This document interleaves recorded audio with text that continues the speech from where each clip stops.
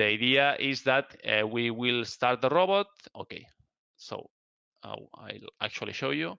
You take this first command, and we will paste in the top left shell. Let's call it shell 1. This one actually you will not deal with it anymore. So once it is started, I'm gonna minimize it. Okay, if we go to Tools and Gazebo on the top, we should connect to the simulation. Exactly. And with the mouse wheel, if you have it, you can actually change a little bit the perspective to something nicer. All right.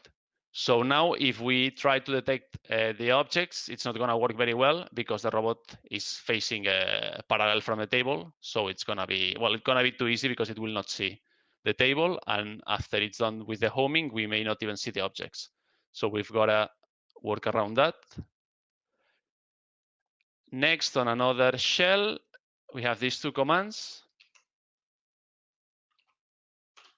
that what they do, basically, they load some motions for the whole body of Thiago that will allow us to visualize the table better. So when you do these first two commands, we have loaded the motions on the param server, and now we can execute both of them. Torso up should increase the height of the torso so the robot is in a better position to visualize everything. And then now we need to make the robot look down to the table. So that's the second motion, look down.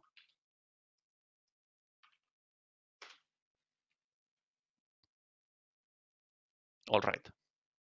Okay, so I'm gonna close the visualization now because we're not gonna need it anymore. And we may also minimize this. Don't close it though, otherwise the simulation will stop. Okay, so now the robot is ready to start doing the detection.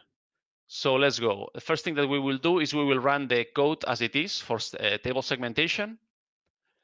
So we will copy this command on the same terminal where we executed the motions. And this will start an application, like I mentioned, that subscribes to the point cloud. And actually what is going on is that it subscribes to the point cloud. Then it does a series of processing on this point cloud information to split, remove the data that is not interesting to us, and extract the objects that are on top of the table. So if we make this a little bit bigger, we will see the different steps. I'm going to stop it here. So the initial point cloud has over 300,000 points. Then it does a pass-through. This basically removes the points that are very low, that are below what we expect to be a minimum table height, which basically what it does is removes all the points off the ground. Then we do a downsampling. That means that we don't need a very high resolution for this to work. So from every, I don't know, 30 points after the pass-through, we keep 1. We just cluster nearby points. After that, there is a step where it detects the points that are on the plane, that are those in light blue over there, on the table, basically. The points that are not on the plane, and there are a few more filters.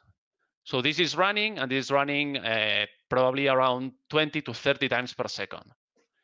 Now, as a developer, to me, it's difficult looking at this input to easily know if something is wrong or something is right, because the data just keeps going and keeps going.